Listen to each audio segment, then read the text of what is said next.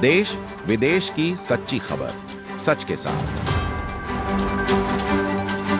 आप देख रहे हैं नेशनल इंडिया न्यूज। भगवानपुर के 40 परिवार 7वें दिन भी अनिश्चितकाल धरने पर बैठे हुए हैं। रुद्रपुर विधानसभा भगवानपुर क्षेत्र में विगत कुछ दिनों पहले भगवानपुर के गरीब मजदूर परिवारों के आशियानों पर शासन प्रशासन का पीला पंजा चला, जिससे गरीब परिवारों के बच्चों और उनका जीवन गुजर बसर करने में काफी ज्यादा परेशानी का सामना करना पड़ रहा है। उत्तराखंड सरकार और प्रशासन से पीड़ित परिवार गुहार लगाते रहे, सुनने के लिए कोई तैयार नहीं। पीड़ित परिवारों का कहना है कि इस बरसात के मौसम में हमें भीगने के लिए रास्ते पर छोड़ दिया है, बच्चे स्कूल नहीं जा पा रहे हैं, एक वक्त का खाना भी नसीब नहीं हो रहा। मैं डीएम साहब से और विधायक जी से यही कहूँगा कि आपने कहा था पटवारी आकर के जांच करेगा और इनका जो है जहाँ इनके खेत में जो सरकारी जगह दबा रखा है, इन्होंने सीलिंग का ज़मीन जो दबा रखा है उसका छानबीन करेंगे और हमें कहीं ना कहीं हमारा व्यवस्था करवाएंगे। लेकिन अभी तक तो कोई छानबीन नहीं हुआ और ना ही कोई व्यवस्था हुई।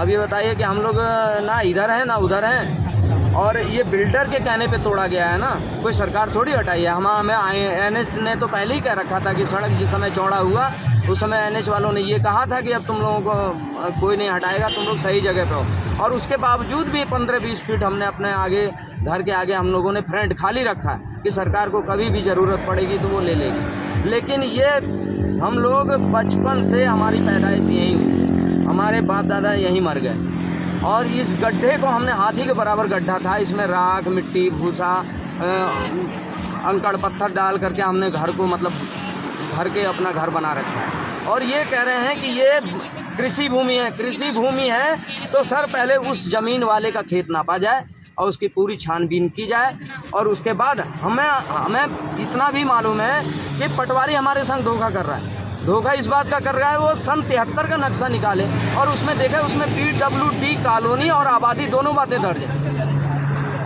बस यही कहना है मेरा कि डीएम को तो चाहिए, डीएम और पटवारी साहब को चाहिए कि जिला पहले आकर के प्रशासन आकर के पहले छानबीन करती, उसके बाद हमारा घर तोड़ती। अगर हम हाई कोर्ट से एक तरफा नोटिस पे हमने ये केस आ रहा है, हमारे लोगों को तो पता भी नहीं था। जब दिन पूरे हो गए 3 महीना रह गया, उसके बाद इन्होंने कहा ज़मीन वाले ने कि हम तुम्हें ज़मीन देंगे। ज़मीन उसने दिया नहीं, खाली झांसा देता रहा। कभी उनके प्लाट में जाके देख रहा है, कभी उसके प्लाट में देख रहा है। अपनी ज़मीन उसे महंगी दिख रही है और ये फ्रेंड की जगह उन्हें सस्ती दिख रही है। मेरा यही कहना है कि ये जो हमारे इंदिरा आवास 21-22 लोगों का इंदिरा आवास था, इंदिरा आवास को तोड़ा है इन्होंने। इसका मुआवजा चाहिए और ज़मीन के बदले ज़मीन चाहिए, यही हमारा धरना है। और नहीं तो डीएम साहब का भी घेराव करेंगे, हम चुप नहीं बैठेंगे। हम हिंदू लोग हैं, पूरब साइड के लोग हैं और भारत माता की जयकार अला दे। बोलो भारत माता की, भारत माता की, भारत माता की इनकलाब जिंदाबाद। दबाव में है ही प्रशासन तो घर उजाड़ने के, तो लोहिया मार्केट वालों को देखो, तोड़ने के बाद छोटे छोटे से खोखे दे दिया और इनकी भी स्थिति, इनको तो कुछ भी नहीं दिया। यहाँ नगीना कॉलोनी में तो इसी तरह से स्थिति हुआ। उत्तराखंड सरकार का ये हो गया दलित और पिछड़े वर्गों के लोगों के घरों को तोड़ा जाए, उनको कुचला जाए, उनका घर तोड़ दिया जाए पूंजीपतियों के नाम पे और इनको कोई मुआवजा ना दिया जाए।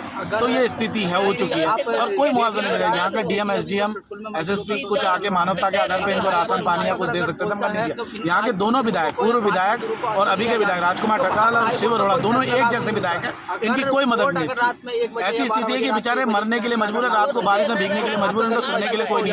हमसे जितनी मदद हो पा रही है हम सहयोग कर रहे हैं और इनके संग खड़े हैं। परंतु अगर मैं विधायक होता तो शायद मैं कुछ इनकी व्यवस्था, एक विधायक होने के नाते कुछ चीजें होती है, इनके विधायक का इनको पता ही नहीं कि विधायक ये कम से कम एक जमीन दे सकते, टुकड़ा दे सकते, इतनी जगह पड़ा है, इनको आवंटित करवा सकता था। मगर विधायक की स्थिति नहीं है क्योंकि ये पैसे वालों का विधायक। विधायक का जो होता है इंटरफेयर होता है हर चीज का। अगर विधायक डीएम SDM को बोले कि यहाँ पर क्षेत्र में यहाँ जमीन खाली है, आप इनको आवंटित कराएं, एक विधायक का, क्योंकि एक विधायक, मैं विधायक का प्रत्याशी रह चुका हूँ 2022 में मैं चुनाव लड़ रहा था, तो मुझे मालूम है कि विधायक के अंतर्गत क्या क्या आते हैं। मगर अगर कोई पढ़ा लिखा अच्छा विधायक कर्मठ ईमानदार होता तो वो बंदा उस बात को रखता। मगर अगर डीएम SDM को SSP के पास जाकर बात कहे तो ये बात अपने अधिकारी को बताइए, अपने सरकार को बताए तो इन परिवारों को मुआवजा मिला। मगर ये दलित पीड़ित और पिछड़े वर्ग के लोग हैं, इसलिए नहीं कर रहे क्योंकि ये इन लोगों से हीन भावना पहले भी करते रहे। वोट तक ये लोग माँ बहन होते हैं और वोट निकलने के बाद ये दलित और पीड़ित लोग हो जाते हैं, उसके बाद इनको कोई पूछना नहीं आता, इनको छुआछूत से डर लगता है। देखिए हम तो, हमारा मांग है कि हमारी मांग पूरी करें और अगर मांग नहीं पूरी करते तो बहुत जल्दी आंदोलन होगा और बहुत बड़ा आंदोलन होगा, जिसके जिम्मेदार शासन और प्रशासन।